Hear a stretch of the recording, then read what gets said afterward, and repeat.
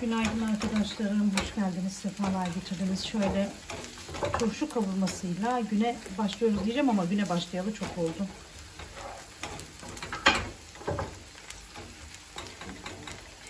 Soğanımızı kavurduk. Enteresan bir turşu göstereceğim size şimdi. Yani size enteresan gelebilir. Şöyle taze salatalık turşusu. Çok severiz, çok lezzetli olur.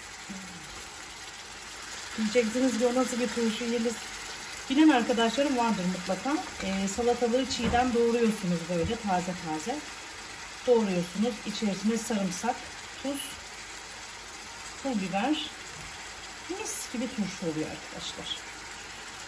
Biraz acısı da güzel olursa çok lezzetli oluyor. Evin hiç tadı tuzu yok arkadaşlarım. Evde ses soluklu, babamın sesi soluyor. Sadece böyle sessizce bir iki kelime söylüyor bize. Kafa sallıyor, el işareti, o kadar.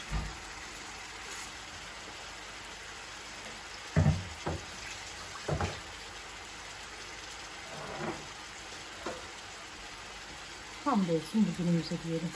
Şimdi güzelce bu kavrulacak gördüğünüz gibi. Sonra yumurtamızı da haşladık, çayımızı da demledik. Kahvaltımıza geçiş yapacağız. Birazcık şöyle bir kaynasın.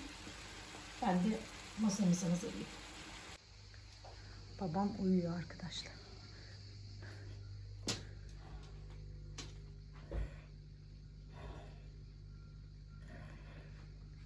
Gece de güzel uyudu. Kolunu göstereyim size, baksanıza.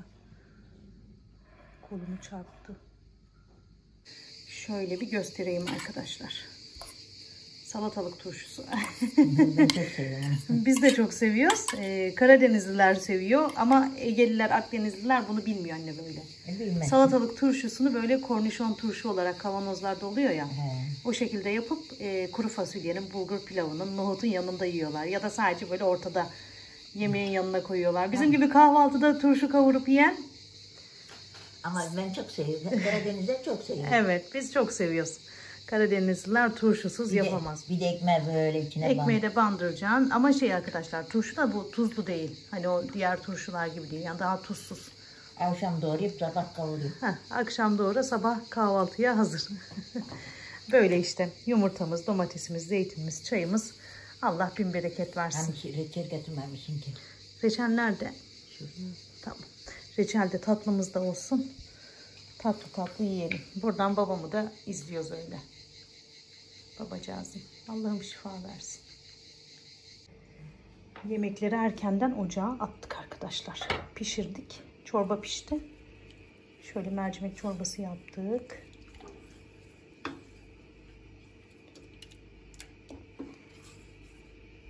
Soğanını annem doğradı. Sonra babamın mamasını vermeye gitti. Ben devamını getirdim. Burada da böyle sebzeli bulgur pilavı yaptık. Erkenden yemeklerimiz hazır olsun istedik arkadaşlar. Ben şimdi çaydanlıkta azıcık su ısıtıp bir kahve yapacağım kendime. Dolapta fincan kalmamış. Şöyle alalım. Hatta dün babama kahve yapmıştım ya arkadaşlar. Onu dökeyim şöyle.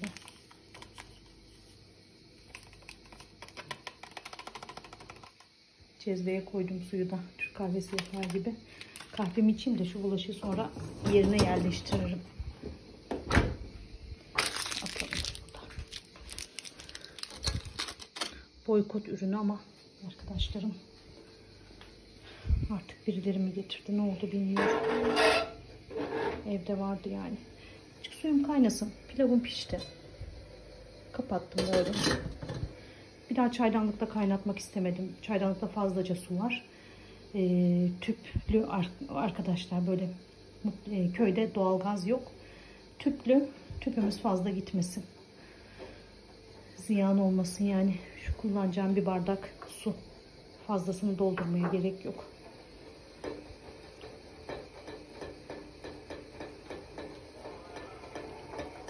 Öyle ezanlar. Allah'ım şu ezanların hürmetine kimin ne hastalığı varsa tez zamanda şifa nasip eylesin. İçinde babamla beraber inşallah.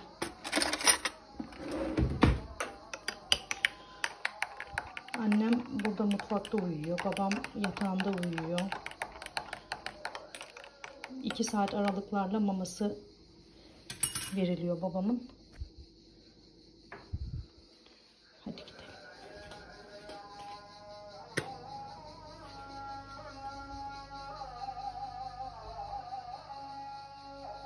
Babacığız, Allah'ım şifa versin.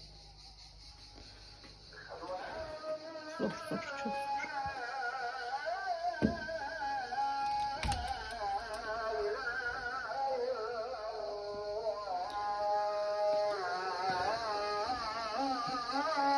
Şöyle çamaşırı da astım. Dün ablam yağmur yağıyor diye toplamış arkadaşlar. Hava bozuktu biliyorsunuz dün. Bugün de böyle bozuk ama kurumuştur artık. Artık kurumuştur. Toplarım, katlarım, yerleştiririm yerine. Annem babam dinlensin birazcık. Ben de şu kahvemi içeyim. Alışkanlık olduğu için içiyoruz arkadaşlar. Yoksa hiç ne keyif kahvesi ne başka bir şey. Keyif meyif yok çünkü. Babam balkona çıkmak istedi. Sonra yatmak istedi. Dedim yastık getireyim sana baba dedim. Oldu mu? Baba. Az daha bu tarafa çekelim mi? Sığamayacaksın çünkü oraya. Ayakların uzanmayacak. Gel. Az daha bu tarafa gel baba. Heh.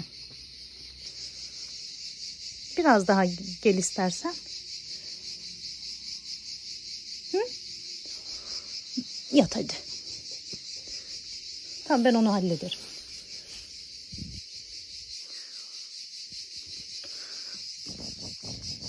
Ben kaldıracağım ayağını.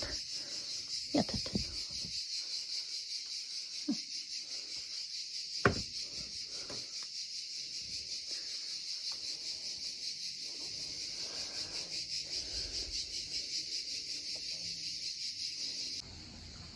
Ali geldi. Babam kalktı. Haydi. Nereye gidiyoruz baba? Ha?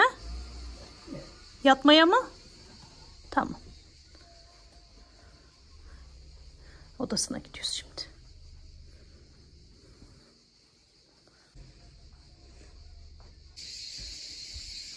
Haydi.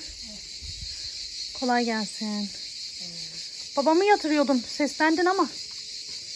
Yatırıyordum. Yatırdım. Bir şey mi istiyorsun? Hazırlanacağız. Annem ineğe saman veriyor. Ondan sonra gideceğiz. Nereye gidiyoruz? Hemen onu söyleyeyim arkadaşlar. Babam ameliyat olduktan sonra Bafra'dayken işte 10 gün sonra kontrole getirin dediler. Doktorumuz kontrole getirin deyince hani Ordu'da yaşıyor dedik. O zaman Ordu'daki bir genel cerrah kontrole götürün demişti. Şimdi kontrole götüreceğiz arkadaşlar. Bir götürelim gösterelim. Hani dikişlerine falan da bir bakılsın. Dikişleri alınacak hani 10 gün sonra alınacak falan demişlerdi ama bilmiyorum. Bugün şey gelecekti aslında. Evde bakım gelecekti dikişleri için. Önce doktor kontrolünden bir geçirelim. Ondan sonra evde bakım artık hani devam eder dikiş alınmazsa gibisinden düşünüldü. Bir götürelim kontrolünü yaptıralım babamın. Hani çok şükür sorunsuz görünüyor. 2 saatte bir besleniyor işte arkadaşlar. Şey oldu. Babamı işte Ordu'ya getirdik bıraktık. Firmacı mümessil diyelim hani mama firmasının mümessili gelip burada bilgileri vermiş işte nasıl mamanın verilmesi gerektiğini falan en kolay şekilde göstermiş en kolay şekilde nasıl verildiğini. Annem de bayağı bir alışmış maşallah subhanallah. Çok şükür hani yoluna girdi babamın hani ağızdan beslenmese de böyle mideden beslenerek sıvısını da alıyor maması besinini de alıyor. Diğer türlü biliyorsunuz hani bir yudum su bile içmiyordu. Damar yolundan besleniyordu. Serumlarla besleniyordu. Şu an hani o olayımız kalmadı. Babam böyle televizyona falan ilgisi azalmış. Televizyon falan açtırmıyor. Kapattırıyor. Ses istemiyor böyle. Kaşları hep çatık. Ağrısı var herhalde. Hani çok anlayamıyoruz biz. Şimdi ameliyat yeri sürekli böyle ameliyat yerini gösteriyor. Yani ağrıyor diye. Midesinin yanında 8 tane dikiş var. Öyle işte. Hatta şeyi de dikmiş doktor. Pek böyle dışarıda bir silindir şeklinde şeffaf bir şey var derisinin üstünde. İki tarafından etine onu da dikmiş doktor. Belki hani sizin de hastanız olmuştur, görmüşsünüzdür. Biz de görmemiştik, gördük, öğrendik. Neyse, babamı yatırdım. Annem ahıra gitti, az saman verecek ineğine. Ben de şu çamaşırı halledeyim. Annem gelince hazırlanır, çıkarız. Benim kıyıp toplayamadığım dolmalıkları Alişim topladı geldi. Şu küçükleri toplamasaydın ya öyle. Büyütmüyor mu? Büyürdü ya belki. Şunlar gibi olsaydı onlar da. En başında biz bunları da yanlış yere diktik arkadaşlar. Annem şimdi öyle diyor. En başında diyor kızım oraya dikseydik çok daha güzel olacaklardı diyor. Nasip. Nasipten öte yol yok. Nasipsiz bir şey olmuyor. Domatesleri toplayacak mısın? Neden? Tamam, annem mamasını veriyor babamın. Beslenme saati de o yüzden.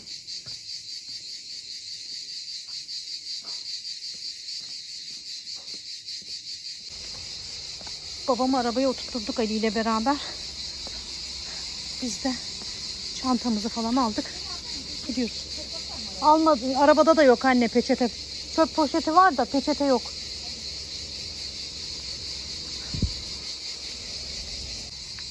Annem peçete alırken ben de mama vereyim minnoşlara.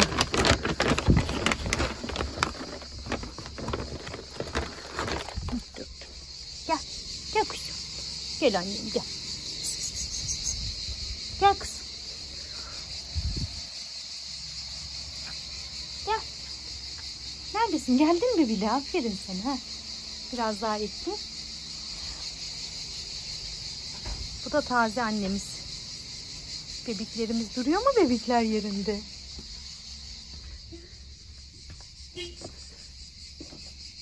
Aşko. Aşkolar. Güzelliklerine kurban olduklarım. Anne. Ay, şunun gözüne çay sürmek lazım. Cansu'ya fotoğrafını atayım da. Bir şey Damla tavsiye eder. Madalya. Klimayı kapatırsak olmaz anne. Olmaz. Arabada pişersin. Gidiyoruz. Şeyi de halledelim. Kontrolünü de bir halledelim. Bakalım dikiş için ne diyecekler, ne yapacaklar. Hadi gidelim.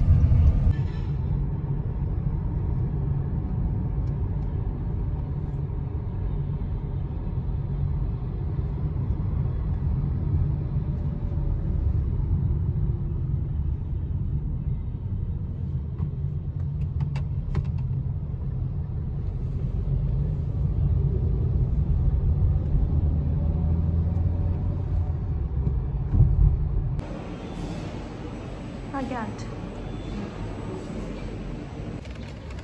Ali geldi, hastane işimiz tamam. Gidiyoruz. Biz evimize geldik arkadaşlar. Gelirken şöyle çiçek ekmek aldım bir tane. Bir tane de haşhaş aldım. Haşhaşlı çörek aldım. Şöyle göstereyim. Biz geldik. Talih yengemle Gülsün yengem kapıda bekliyordu. Merak etmişler. Tam annem arayacaklarmış. Biz geldik. Şimdi balkonda oturuyorlar. Kahve yapacağım. Haşhaşlıdan koyacağım. Ben de yanlarına geçeceğim. Gofretimiz falan da var şöyle. Gofret falan da çıkarayım. Böyle kolaylık oluyor diye işte annem Nescafe bulunduruyor evde. Aldırmış arkadaşlar. Hemen hazırlayalım tepsimizi. Sonra geçelim. Babamı da yatırdık. Yatıyor. Dinlensin azıcık. Hemen şu kahve faslını biz de bir halledelim.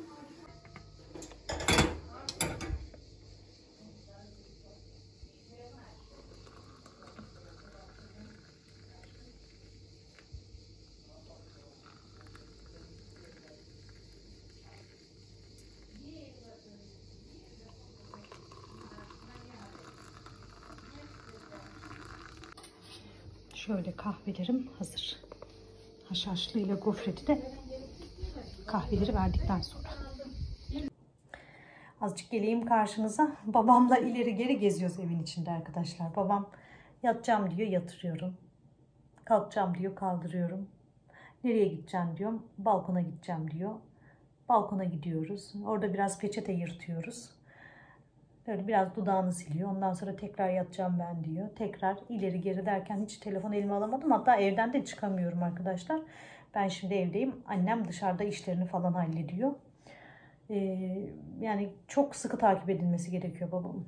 Arkadaşlar bir anda böyle sessiz sedasız ayaklanıyor, kalkıyor. Dolanıyor böyle, birazcık da sendeliyor böyle. O yüzden ben hani evden çıkmadım. Annem azıcık tarlasına gitti. Sonra ahırına gitti. Böyle işte böyle geçiyor günler. Baksanıza benim kolum gene. Gördünüz mü? Behçet geldi gene. Hiç gitmiyor da geldi gene. Evde birazcık işlendim. Mutfağı temizledim. Gördünüz, fırını temizledim. Davlumbazı temizledim. Tezgahımı temizledim öyle. Dolap içlerine falan da girdim. Böyle çok istediğim gibi yapamadım açıkçası temizliğimi, düzenimi. Evin sıcağı beni çok bunalttı. Ama çok şükür bayağı bir yoluna koydum diyebilirim. Şimdi Ali gelirken ben de geliverdim babamın yanına arkadaşlar. Detayları daha sonra anlatırım. Ali niye geldi? Hani Ali Ordu'da. Onunla beraber işte geldim. Yorulmuşum arkadaşlar. Yani şöyle, şu da benim modumu düşürüyor. Zaten yani modumun olmadığını söylüyorum size. Böyle Behçet de diyor ki daha fazla kendini yormayacaksın. Daha fazla üzülmeyeceksin. Daha fazla bunalmayacaksın diyor. Minnoş kediye de bunaldım ben bayağı. Sarı bir minnoşumuz vardı ya dün beslediğimiz. Ona da üzüldüm. Yani üzülecek çok şey var hayatta. O kadar çok etrafımızda baktığımız zaman haberlerde her yani dört bir tarafımızdan kötü haberler geliyor. Bugün o yüzden biraz daha böyle sakin geçirdim işte arkadaşlar. Akşam ezanı okundu. Hava karardı. Annem hala dışarılarda. Çok da bir şey yapamadım dediğim gibi. Yemeklerimizi yaptık. Ha, ablam geliyor. İstanbul'daki Hatice ablamı biliyorsunuz. Hatice ablam geliyor. Habibe ile beraber. Engelli bir yeğenim var. Engelli çocuğu var ablamın. Aslında engelli değildi. Hani bebekken iyiydi. Sonradan bir beyin fonksiyonlarıyla alakalı bir rahatsızlık geçirdi. O geliyor. Allah rahmet eylesin. Mehmet eniştem hayatta olsaydı şimdiye kadar 50 kere gelip gitmişti ablam. Şartların uygun olmasını bekledi işte. Öyle. Bakalım onlar yoldalar. Onlar geliyorlar şimdi. Onlar da bir gelsin hayırlısıyla. Şöyle bir şenleniriz yani. Öyle. Bir de başım ağrıyor, anlatamam size. Evin içinde işte yapamıyorsunuz. Yani böyle arkanızı döndüğünüz an tamam yani. Babam bir anda bir bakıyorsunuz arkanızda. Dün akşam annem odanın kapısını kilitledi de uyudu arkadaşlar. Abimler de akşam buradaydı. Gelinimiz, abim falan. Kapıyı kilitle anne dediler. Çünkü babam gece kalkıp geziyor. O eski uykusu yok.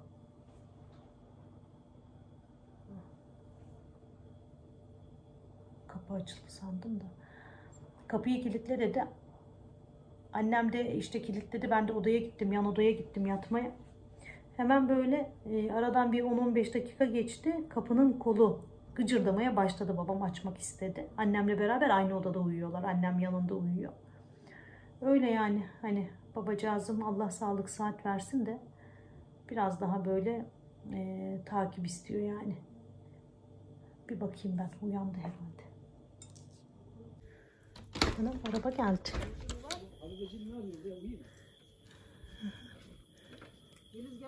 Haçuk. Ay ablam geldi.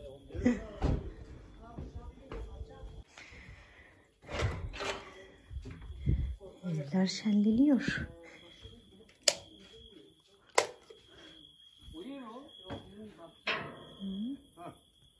Misafirlerim gelmiş, hoş geldin. Hoş geldin Naci abi. Hoş bulduk. Abla tutturuyor işte. Hop. Çekeyim mi seni azıcık Habibe? Hoş geldin. Diyorum ki kocaman kız oldun hala annenin sırtında geziyorsun diyorum, gülüyor. Hala annenin sırtında mı geziyorsun sen? Ha Habibe? Çok şükür ablamlar geldiler. Şimdi kıyafetlerini, bavullarını falan ayarlıyor işte. Habibe'nin güzelliği. Oy, yavrum benim. Çok güzelsin ya. Maşallah sana. Ha? Özledin mi beni Habibe? Özledin mi beni? Ha? Özlediysen kaşını kaldır. Özledin mi? Özlemedin mi? Ay yavrum benim yavrum. Güzel çocuğum benim. Özlemedin mi beni? Ha? Kaşlarını oynat özlediysen. Ah, yavrum benim. Yavrum çocuğum. Ben seni çok özledim Habibe. Hani küpelerin nerede? Yüzüklerin nerede? Nerede yüzüklerin, küpelerin? Yavrum benim yavrum. Allah'ım şifa versin.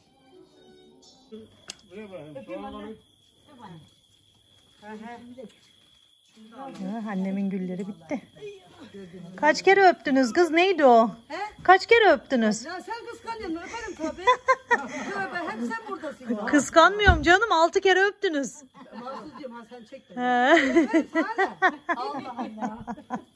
Alem ablam ya. Ay evimiz şenlendi vallahi, ablalarım geldi. Burada bir şey kaldı mı?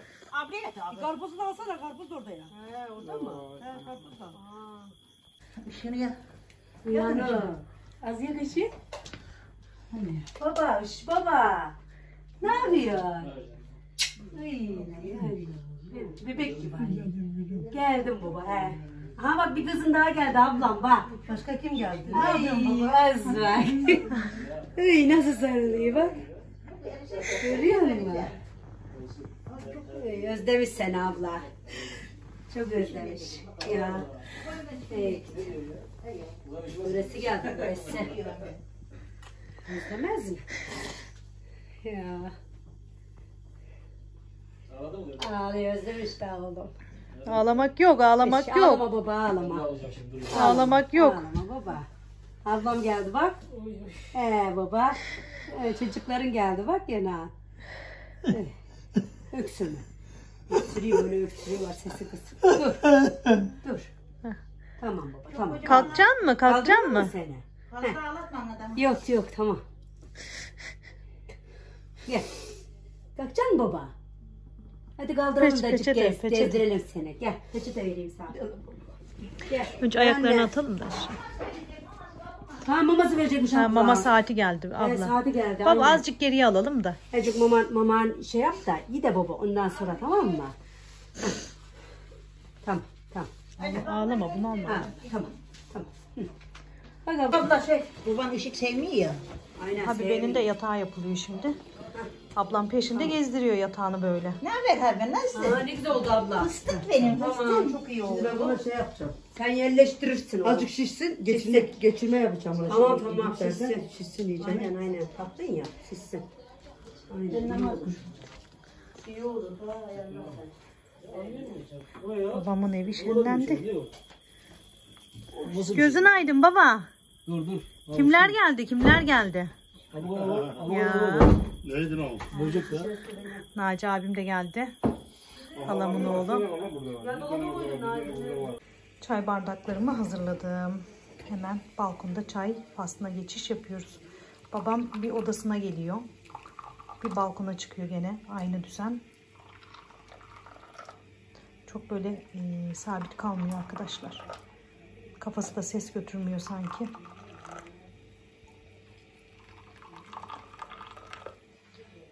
Çay faslımızı yapalım.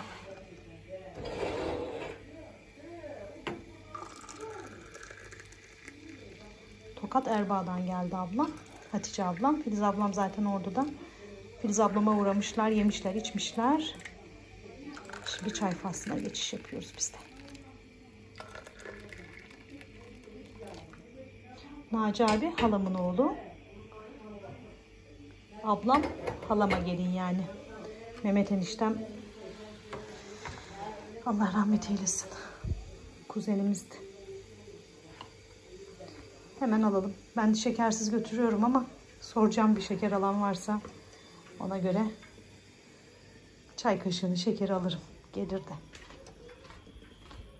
Ekmek falan mı alacakmış? Çaylar geliyor. Abla sinekli açar mısın?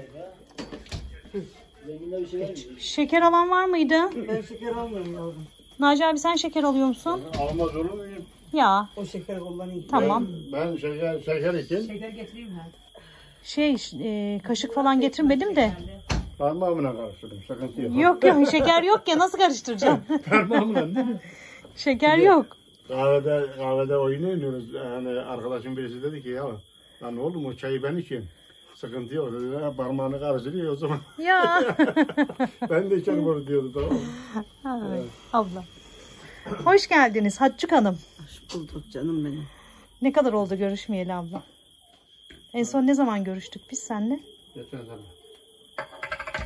Geçen sene miydi? Cenazeden sonra görüştük mü? Yok. Görüşmedik değil mi? Görüştük ya. Nerede? Buraya geldim 52'sinde.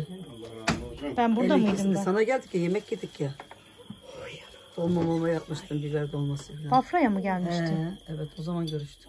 Ha, Allah rahmet eylesin. Buse falan geldik ya bilmiyorum bebek mi Bahar Bey sana çıkarttık. Bafra'da benim arkadaşım Tamam. vardı. geldik ya. Hatırladım. Hatırladım sanki abla. Temmuz'un 12'sinde Mevlüt okutturdu ya 52'sini. Oradan da buraya geçmiştik işte. Hmm.